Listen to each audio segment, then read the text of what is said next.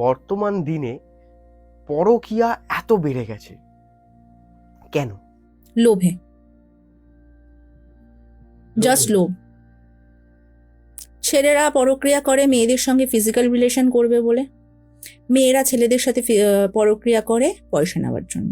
খুব কম এরকম আছে যে মানসিক শান্তি, যে নিজের একদম খুব পরিষ্কার কথা হচ্ছে, স্বামী ভীষণ ভালো,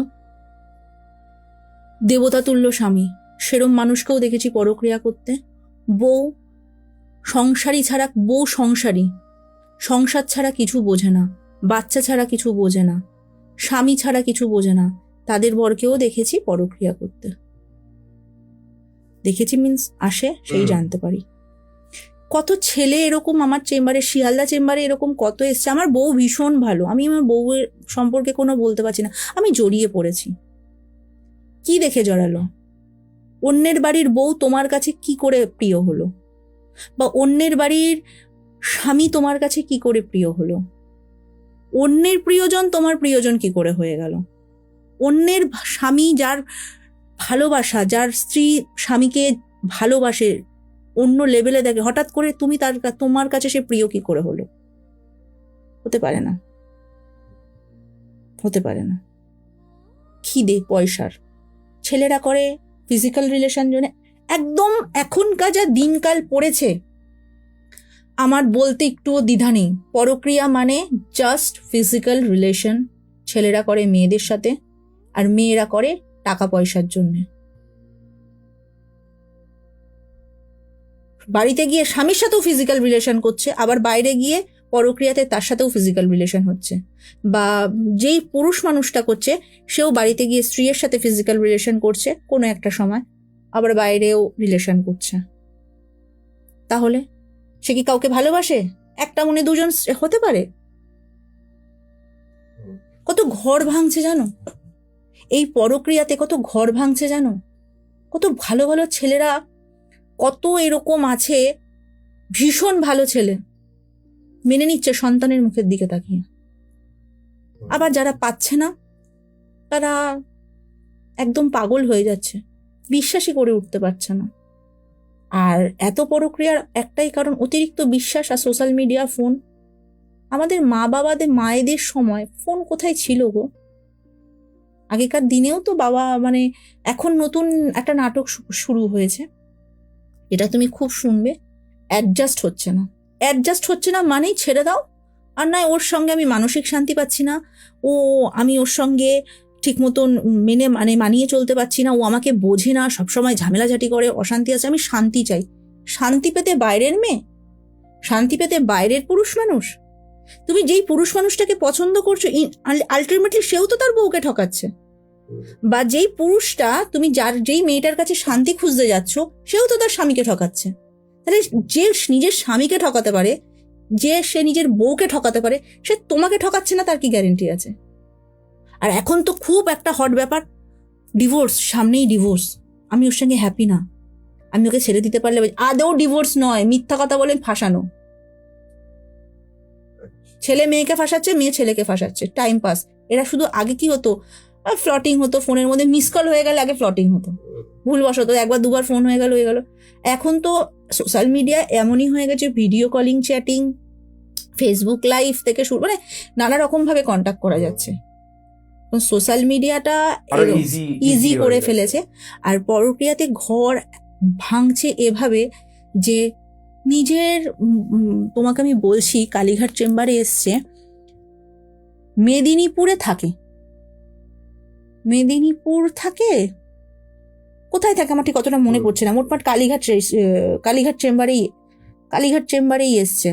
হ্যাঁ, মেদিনীপুরেই থাকে বাবা মা, কলকাতায় দিদির কাছে এসছে, ঠিক আছে, কলকাতায় দিদির কাছে এসছে, এখানে থেকে পার্লারের কাজ করবে, পার্লারের ট্রেনিং নিচ্ছে, ভালো একটা কোনো ইনস্টিটিউট, আমি নাম নিচ্ছি না, করছে, দিদির কাছে থাকছে, দিদির জামাইবাবুর কাছেই থাকে। দিদি হয়তো 2 বছরের কি 3 বছরের, একটু বড় হবে। থাকতে থাকতে থাকতে থাকতে সেই জামাইবাবুর সাথে প্রেম হয়ে গেছে, সে প্রেগনেন্ট। ওর দিদি জানতে পেরে পাগলের মতন করছে, পাগলের মতন করছে, আমি কি সর্বনাশ তুই আমার করলি। এখন কি হয়েছে, দিদি এসছিল আর ওর মাটা এসছিল, আপনি এমন কিছু করুন যেন মেয়ে আমার এক মেয়ের ঘর ভেঙে যাচ্ছে। কিন্তু ওই মেয়েটাও কিন্তু প্রেম করে একটা ছেলের সাথে, প্রেগনেন্ট হয়েছে, সেই ছেলেটা সেটা জানে না, কিন্তু প্রেগনেন্ট এখন বর্তমানে, সে প্রেগনেন্ট, মানে আর্লি সবে ধরা পড়েছে। এখন ধরা পড়েছে বলেই প্রেশার করছে আমাকে বিয়ে করতে হবে। মানে জামাইবাবুকে? হ্যাঁ, জামাইবাবুও চাইছে বিয়ে করতে। এই মেয়েটার কি হবে, একটা 3 বছরের ছেলে আছে, এই মেয়েটার কি হবে? মেয়েটা আর মাটা পাগলের মতন হাতে পায়ে ধরছে, আপনি কিছু একটা করুন। আমার তো আনম্যারিড মেয়ে, ওকে, ওর এরকম পরিস্থিতিও এখন জামাইবাবুকে বিয়ে করতে চাইছে, আমার এই মেয়ের কি হবে? বলছে দিদি আমি ভাবতেই পারিনি। তখন আমি বললাম তোমায়, মানে ও যে বলছে এগুলো অবাস্তব কিছু না, এখন এগুলো ঘরে ঘরেই হয় বেশিরভাগ, আমি দেখছি। তার আমি টেনশন করো না, আমি করে দিলাম, এখনো করে দিলাম, মানে রিসেন্ট ঘটনা বলছি, এখনো রেজাল্ট। এখানে আমি একটা জিনিস তোমায় জিজ্ঞাসা করছি, ধরো এই যে ক্লায়েন্টটা তোমার কাছে এলো পরকীয়া নিয়ে, তোমাকে একটা কিছু করে দিতে বলছে, তো এরকম কোনো দর্শক যদি তোমার কাছে যায়, মানে যার লাইফে এরকম ঘটনা ঘটেছে, এগুলোকে কিওর করা যায়? মানে ঠিক করা যায়? 100% যায়। মানে পরকীয়া ঠিক করা যায়? পরক্রিয়া 100% ঠিক করা যায়। কোনগুলো ঠিক করা যায় না বলে দিচ্ছি। ধরো তোমার সঙ্গে তোমার হাজবেন্ডের 1 বছর 1.5 বছর কোনো ফিজিক্যাল রিলেশন নেই, কোনো ইন্টিমেট নেই, তোমরা একে অপরের, ও বাপের বাড়িতে আছে, ও শ্বশুর বাড়িতে আছে, ও ধরো তোমার সঙ্গে তোমার, মানে কথা বলছি, ধরো একটা ছেলে একটা মেয়ে, হাজবেন্ড ওয়াইফ, কোনো কারণে পরক্রিয়া করতে ধরা পড়ে গেছে, কিন্তু বউটা রাগমাগ করে তার বাপের বাড়ি চলে গেছে, ছেলেটা তার বাড়িতেই আছে।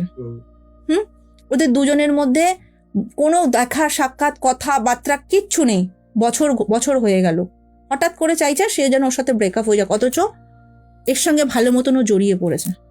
সেক্ষেত্রে আমি বিচ্ছেদটা করবো কি করে? হবে না, কখনো হবে না।